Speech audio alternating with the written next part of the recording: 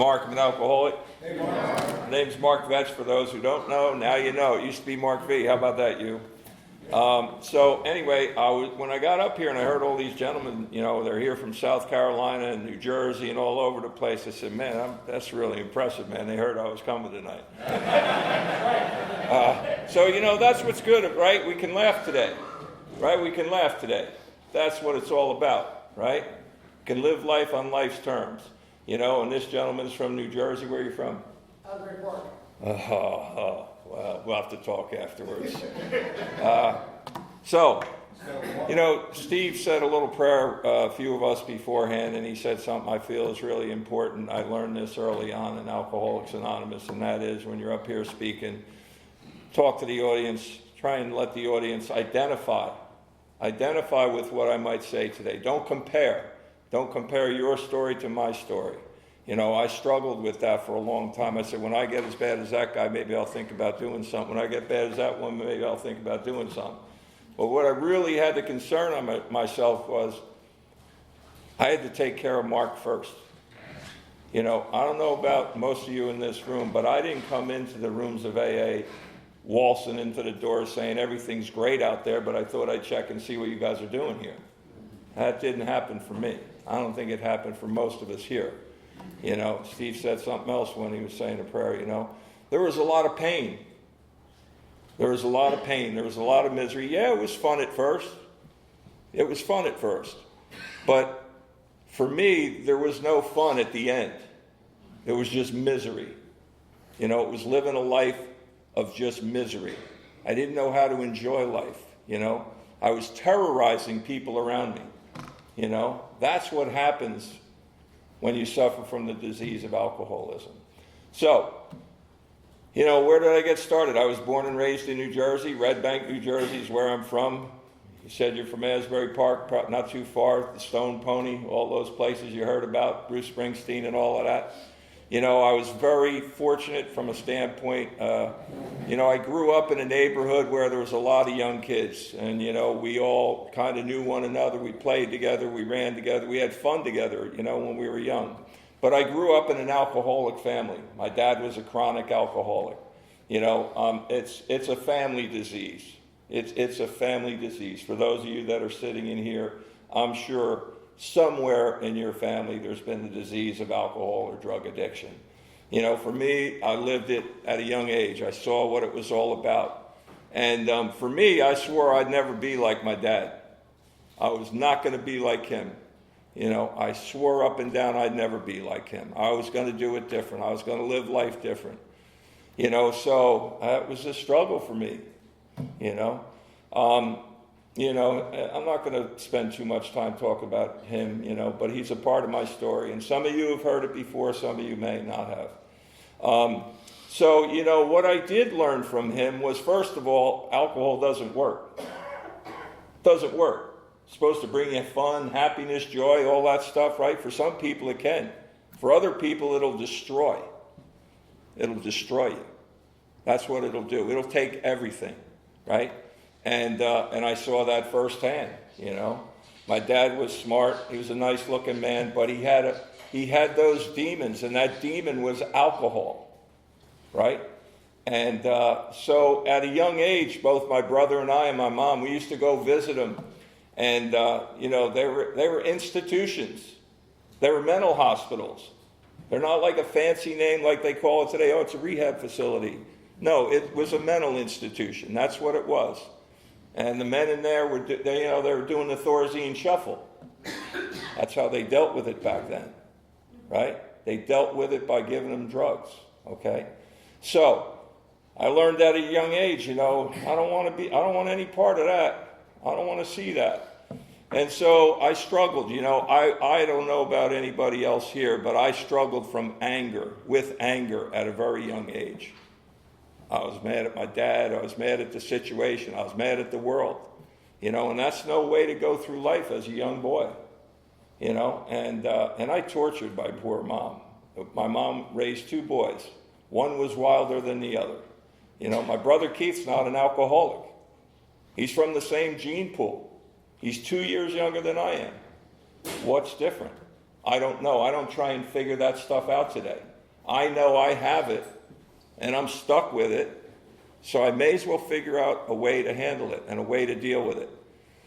So I went to high school. I was in a Catholic school at a young age, grammar school, high school. I had a good upbringing from that perspective. My mom did everything she could to make sure that we had somewhat of a normal life, right? And she's still alive today. She's 93 years old today. Yeah, God bless her soul. And she's a tough Irish woman, I'll tell you that. She's a lot tougher than I am. I know that. And, when I talked to her over the last few years, I would say, Mom, do you remember when me and Keith would do that? And she doesn't remember any of the bad stuff. No, you didn't really. No, that never happened. Moms have a great way of forgiving. They have a great way of forgiving, and I thank God for that. And I made amends with my mom.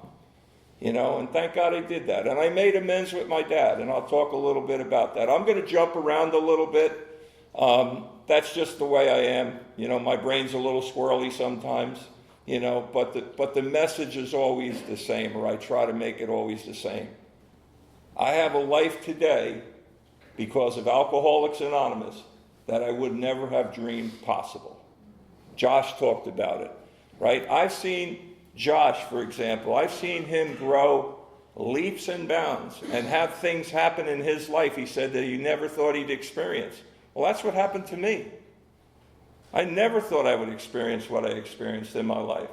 When I was able to get into Alcoholics Anonymous, and I was dragged in. And guess who dragged me in? My dad. My dad suffered from an alcoholic coma at 54 years old in Lyons VA Hospital. And that doesn't happen from sucking on lemons. That happens from sucking on alcohol for many, many years, and lots of it. And it almost killed him. And he survived. And he said, I'll never drink again. And I said, I've heard that before. And he never did. He never picked up one drink again because of one simple reason. He became an active member in Alcoholics Anonymous. And he had a sponsor. He had a sponsor until the day he died. Right? And he went to meetings. He went to meetings. He had the time to do it. He went to meetings all the time. But back then, it wasn't as easy as it is today. We have meetings everywhere. I go to meetings when I go down to Myrtle Beach at 67th Street. I've seen some of you men there. They're everywhere. If you want to look for it, just pick up your phone and you can find a meeting. It's that simple. It wasn't back then. They drive an hour, 2 hours to get to a meeting, and then an hour or 2 hours to get home. It's because they wanted to stay sober more than they wanted to get drunk. Right? That's what this is about, And so I was dragged into AA at a young age, 28 years old. I see and I hear guys and girls come in today at 16, 17, 18 years old, and I'm amazed. And I think to myself, man, if they can just stay sober one day at a time, they can have a life beyond their wildest dreams. I would have never thought that would be me saying this, but it's the truth. And so, I don't know, see that first step, it said we admitted we were powerless over alcohol, that our lives had become unmanageable. I don't know about you, but my life wasn't unmanageable when I came in.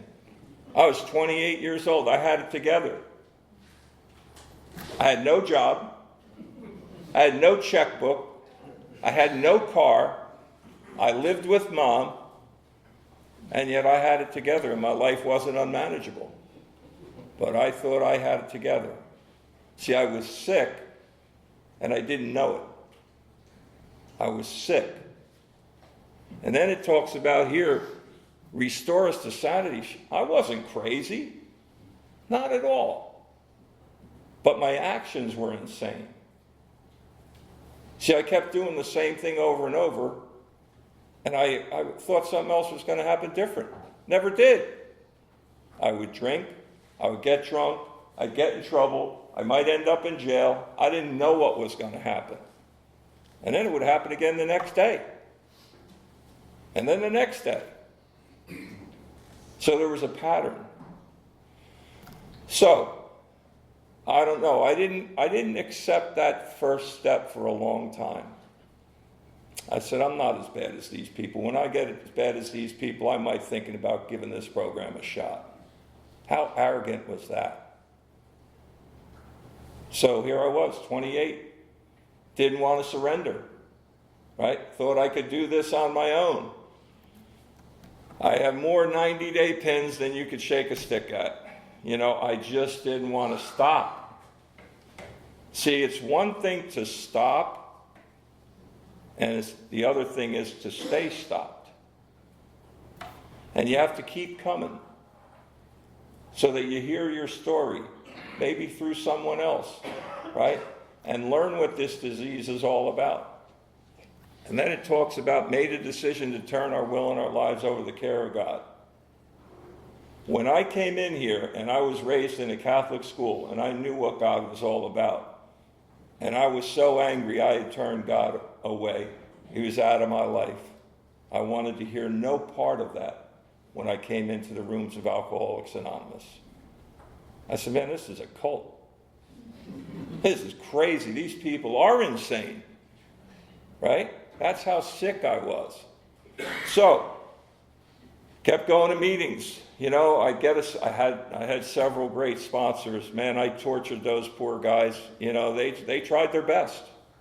They tried their best to help me get sober one day at a time. But I just wasn't ready. And if you're not ready, it becomes very difficult to get sober. Very difficult. So, I kept drinking, get 30 days, 60 days, go back out. Now some things were happening. God works in mysterious ways. One of the first sponsors I had was a cousin of my mom's. His name was Smokey Boss. That was his nickname, Smokey. And I happened to walk into, my dad took me, he said, we're going to find you a job today. I had no idea what he was talking about. Went down to Asbury Park, New Jersey. And in the basement of a home was Ernie Smokey Boss, my mom's cousin, who was now sober. The last time I had seen that man, we were smoking some pot, drinking beer at his dad's funeral. That's the last time I saw that man until I walked into that basement. And I walked in and I almost fell over. And I said, what are you doing here? He said, what are you doing here? I said, I'm here, I think, to look for a job. He said, you got a job starting tomorrow. I was incapable of finding a job on my own. I really was. The only job I worked at that I was any good at, I was a caddy when I was a kid. That tells you my life experience working, right?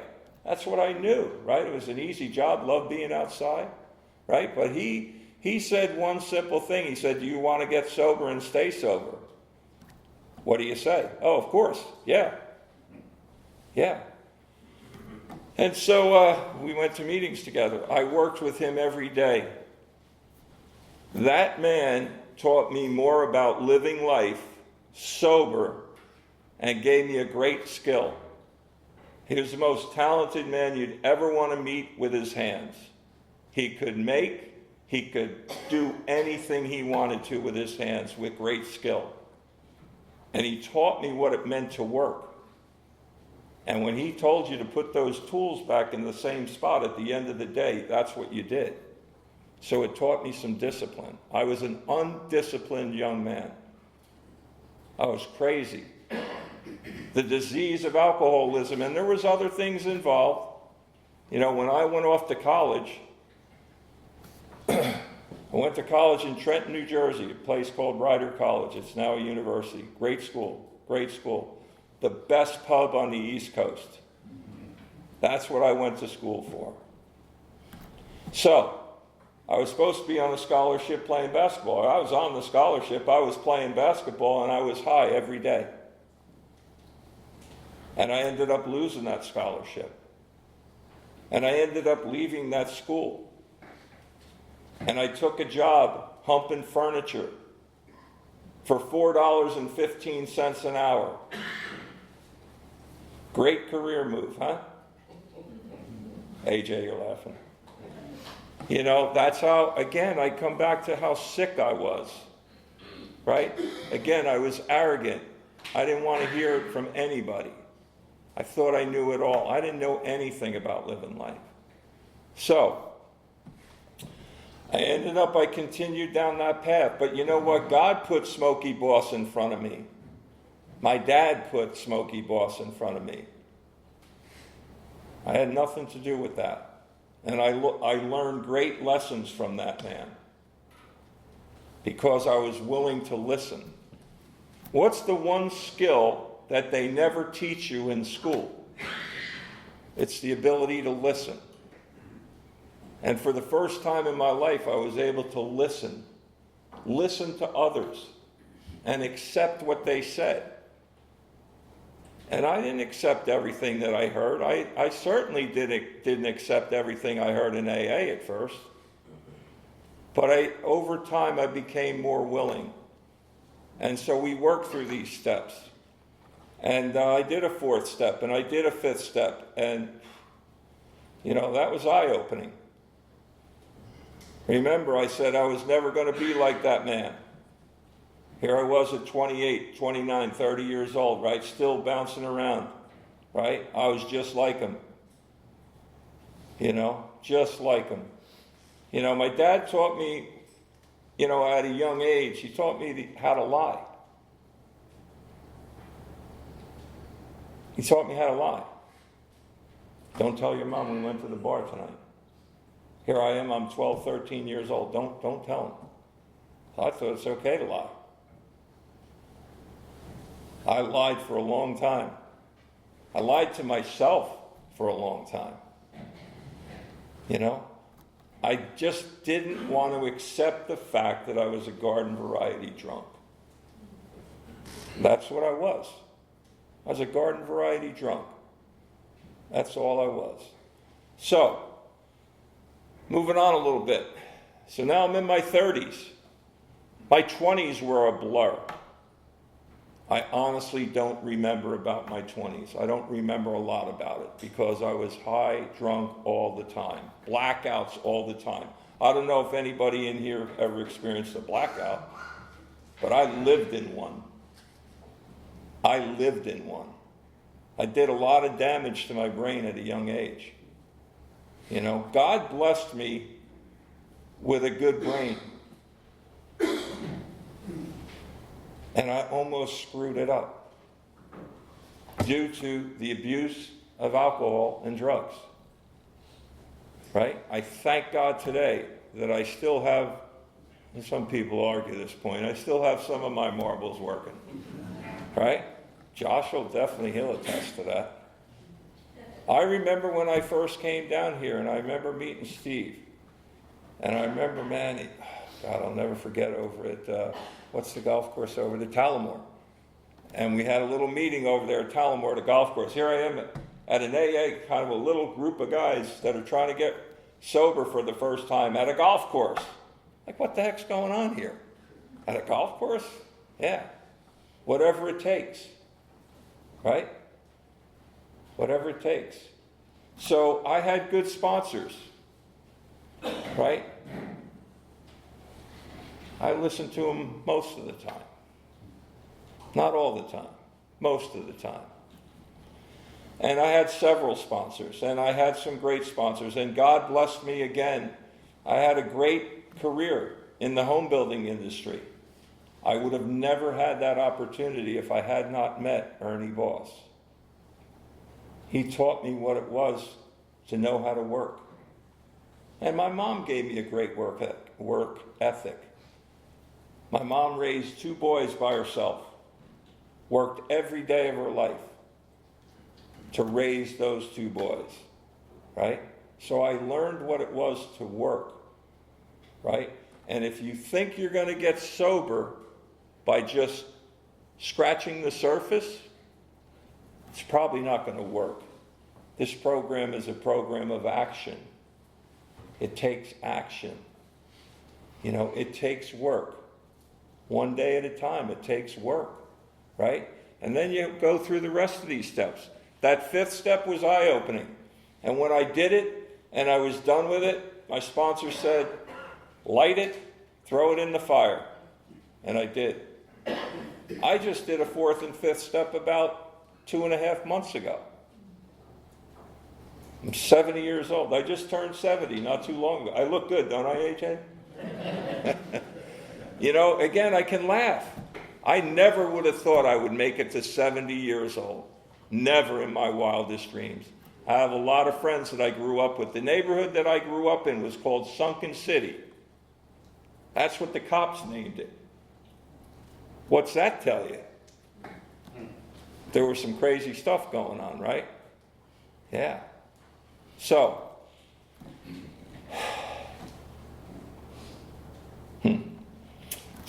this is what happens when you're 70. Sometimes you have these little brain cramps where you forget what you're going to say next.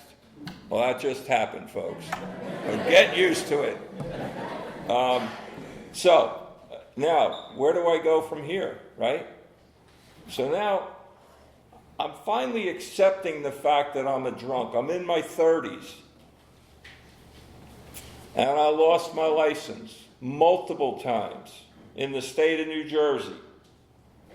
And they sent me to drunk driving school. And I learned about what it's like to watch people drive drunk. And it's never good, the outcome. And I did it many times, and I'm sure many in here have done that too. And I'm not proud of that fact. I did it a lot. Did it a lot. And when I went to the outpatient program that they sent me to the second time, I had a counselor named Tony, and he knew my dad. And I filled out that questionnaire. You know that questionnaire that they have, the 20 questions to see if you're an alcoholic? I passed with flying colors. And Tony said to me something that my dad said to me when he first picked me up at my mom's house. He said, "You're an alcoholic and you don't like it." And he was right. And you know what Tony said to me? He said, "You act like a duck, you drink like a duck, you think like a duck, chances are you're a duck." Well, I was an alcoholic, and I didn't like it. I just didn't like it. I didn't want to be that. But I am that. And I know that today. I know that in the deepest part of my soul, that I'm an alcoholic. I don't think about drinking anymore. I don't. I thank God. I don't have the obsession to drink.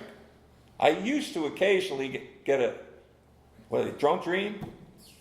I don't have those anymore. Right? I've accepted the fact that I'm a drunk. And that's not my doing. That's the program of Alcoholics Anonymous. That's God doing for me what I couldn't do for myself. So, now I'm still in my 30s, guys, so we got a long way to go here. What time is it here? What time we got, Blake? 30. Okay. So, I go to in New Jersey, they used to have these dances, these little functions. I went to an AA and Al-Anon dance. That's the last place I thought I would be. And I met my wife there. My wife is still my wife today. She's seen the good. She's seen the bad. She's seen the ugly. And she's a great woman. Not a good woman. She's a great woman. First of all, to put up with me for all those years, you have to have something special. You really do. And, so that's where I met my wife. Who would have thought? And we have a great life today. I mean, I have a life today beyond my wildest dreams. If you're new and you're sitting in this room tonight, there's a reason that you're sitting in this room tonight. It's probably because you weren't too successful at your drinking and drugging career, right? So learn to do something about it. So I met my wife, and she caught the end of my drinking. And, because I was sober, I wasn't so, I was sober, I wasn't so, I was like bouncing in like a rubber ball. And, but anyway, she saw me get sober. I got sober because I accepted the fact that I was a drunk and that I had to do something about it. And I had to do it differently than what I was doing previously. See, I was just scratching the surface. Remember I said before, scratching the surface? That's what I was doing. I wasn't all in. You have to be all in. It's like when you dive into the pool, you got to be all the way in. I was like, I'm not sure I want all of this. I'm not sure I want to go all the way in. I had to. And so I ended up, I had a lot of things happen in my life that were great things. I ended up landing a job with a company. A good friend of mine I went to high school with asked me if I wanted to go to work with this company. He was my best friend from grammar school through high school, college, and he ended up giving me the first job that meant anything to me. He died at 43 years old from pancreatic cancer. He was my best friend. And he gave me an opportunity to have the life that I have today. I'll never forget him for that. John Hennessy was his name. Good Irish boy. Yeah. So, now I'm getting sober. I'm putting some time together, right? I'm starting to do the right things. I'm surrounding myself with sober people. We're going on commitments all the time. And in New Jersey, when you go on commitments, it's usually 2 or 3 people. You have somebody that introduces the speaker, 2 people usually speak, and so you get to know people. And we used to go 8, 10 people at a time to meetings. And that's where you get to know people. And that's what I did. And I changed the people, places, and things. I had to. If I stayed living around the same people, what's going to happen? The same thing. The insanity comes back, right? I'd be doing it. So I had to remove myself, and I did. And I still have some of those friends today. They're still friends today. But they were glad to see me get sober. They were glad to see me get sober. So, now we're moving on. 1 year, 2 years, 3 years, 4 years, 5 years. My life is wonderful. Everything is good. I have a good job. I have a great wife. Had a home, cars, 2 dogs. Those were material things. But for the first time in my life, because I had worked these steps with a sponsor and gone through the book, for the first time in my life, I started to understand who I was. See, I was a very, I never really knew this. I was a very scared, fearful young man when I was younger. You could have never told me that then. I was a little kid in a big body. That's what I was. And I learned that by doing these steps and doing a 4th step and a 5th step. And for those of you who are new, make sure you do that 4th and 5th step. Don't put it off. Like the Nike commercial, just do it. Just do it. Stop screwing around. Just do it. You won't believe how you will feel when you're done doing it. And I've done several, like I said, just recently, because there's things I needed to look at about Mark. You know? 6 years, 7 years, 10 years, still picking up chips, still sober. Everything's going good. Life is good. 11 years, 12 years, 13, 15 years. Still living in New Jersey, still have a great job, still have a great wife, a home, the 2 dogs, 2 different dogs by now. Okay? Life is good. I'm doing the right things. I'm doing what I learned in this program. I'm praying to God, right? I'm working. Here's the biggest mistake I made. The biggest mistake I made was I didn't work with enough recovering alcoholics. I didn't sponsor enough men. That's a mistake. Once you get sober, give back to this program. That will keep you sober.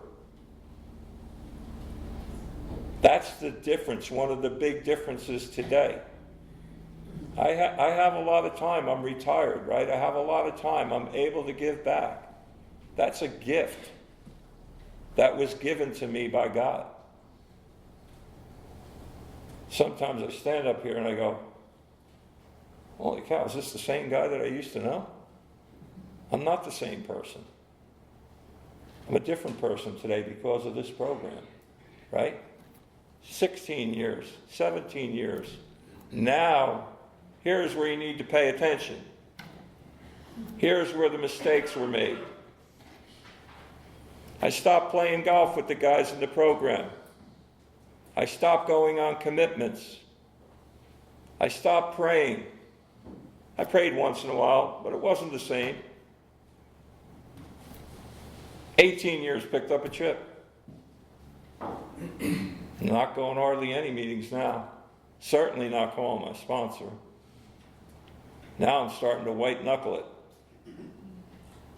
That's the worst feeling in the world. I was living as a dry drunk. I was miserable. I knew I couldn't drink, yet the thoughts were coming into my head, you know what? You've been around a long time now. You can probably have one. It talks about it in the big book. I got enough time under my belt. I got this now. I figured it out. Look at you, he's gone. You didn't figure out anything, right, you? Yeah. So, 19 years, 20 years. And I came down to Pinehurst, North Carolina with a friend of mine from New Jersey. And we hit this little pub in town. I had no thought of drinking when I walked in that door. And when the waitress came and he ordered what he wanted to drink, I said, give me 2 of those Stellas that he's talking about. Not 1, Daniel, 2. 2. See, I didn't remember that it's the first one that gets you drunk. What happened was, that relapse happened way before I walked into that bar in Pinehurst, North Carolina. And I truly don't remember if I drank the next month. But then I do remember having a 6-pack as I'm cutting the grass. And my wife's going, well, what are you doing? I'm just having a 6-pack. I'm just cutting the grass. I'm relaxing. She just shook her head. See, my wife, she lost her first husband at 31. He committed suicide. He was an alcoholic and cocaine addict who lived in the Salvation Army for 9 months in Trenton, New Jersey. That's the last stop. He made it a month. And so she knew what AA was about. She used to go to Al-Anon when I first knew her. So she knows what this program can do. And she knows what happens when you don't work this program. And so I had a great job still. I had the home still. But now I'm starting to drink. And now I'm drinking more and more. More and more. 1 year, 2 years, 3 years. I'm not going to keep counting, guys, don't worry. But I went for a long period of time, and I lived in a blackout for 10 years. And when I came back into the rooms of Alcoholics Anonymous, I barely could think. I had lost the ability to think. I had lost the ability to concentrate. You know, all those things that they tell you can happen and will happen, it was happening to me. And my liver was really not in good shape. And so I went to Hawaii with my wife on a vacation, and that's the last time I had a drink. I went to a meeting in Kauai, Hawaii on the beach when we first arrived because people at the Wilder building, see, I'd gone to 2 meetings before I went on that vacation.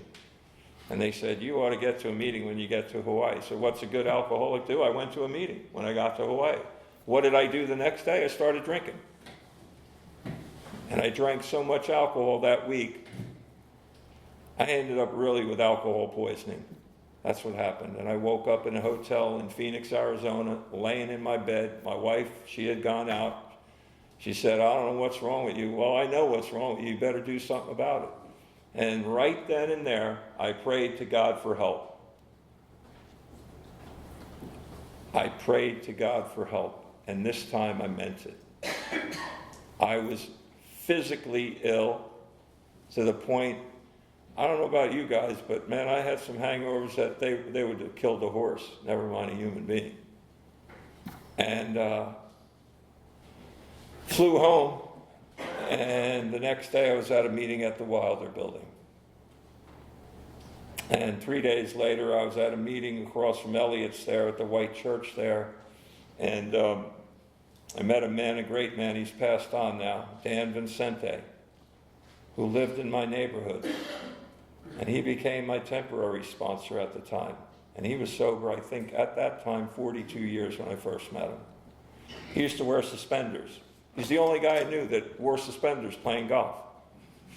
The only guy I ever saw do it. And he said to me, he said, you know what you have to do. I'm just going to help you get there. And he was the most spiritual guy I ever met. He didn't force God upon me. He didn't force anything upon me. He just guided me down the road. And I did what he suggested. Actually, there were more than suggestions, but I followed his directions. And when he was picking up his 43-year chip up at 7 Lakes, he was dying of cancer. He was on oxygen. His wife drove him up to pick up his chip, his 43-year chip, and he couldn't go into the building for the meeting. So the meeting came out to the parking lot. And he asked me to give him that chip. That's a friggin' miracle. That's a friggin' miracle.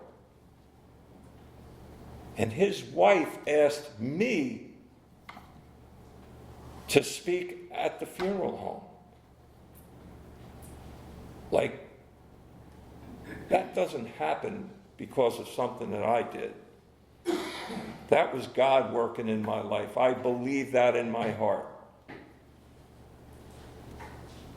And I got to tell you, he showed me what it was to live a spiritual life.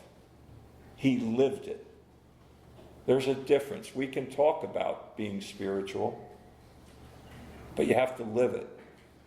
And so, here we are today. My last drink was April 15th, tax day, 6.5 years ago. I have not touched a drink. I have no intention of touching a drink tonight. I have no intentions of touching a drink tomorrow, God willing. You know what? This program has given me, like I said, a life beyond my wildest dreams. If you're new, just keep coming. But the other part of that is you have to stay. You have to stay here. I heard somebody say that on a Wednesday night meeting, and I was like, man, that woman's right on point. You have to stay. Don't walk out like 6 months from now and think, I got this licked. It doesn't work that way. This disease stays with you until the day you leave this place. You know, my sponsor, Smokey, used to say, Mark, that little guy in your shoulder, he's sitting over there, he's going, go ahead. It's okay. You can have one. And then here's God sitting over here going, no, you don't need to have one. I don't need to have one today. I don't want to have one today. I know what's out there. I know what's out there for me. I won't make it back here. Don't test the waters. Don't test the waters. Give yourself a chance. I was down at the colony today speaking to 11 men because I've been given the privilege to go down there once a month by Mark Christopher. And when I look at those men, and I look at those 11 men sitting around that chair, what do I see? I see that deer in the headlight look, like, how the heck did I get here? What happened? You don't have to feel that way anymore. Just keep coming. Do what you're suggested to do, but it's more than suggestions. Just follow directions. I know one thing, I wasn't good at that. When I became good at it and became willing to listen to some other people, my life changed. Today I pray every day. I pray a lot. Remember I said I didn't have a relationship with God? I have a strong relationship with God today. He saved my life. Saved my life. Trust God. Trust AA. Keep coming back. Don't pick up the first drink. Work the steps. All those things you hear, you'll hear them over and over and over. And when they read how it works in the beginning of each meeting, or every meeting, or most meetings, when they read how it works, it'll tell you how it works. It tells you right there. I always thought, man, they keep reading the same thing over and over. Why is that? Because it works. So I don't know what time it is. I've said enough. Thank you for your patience.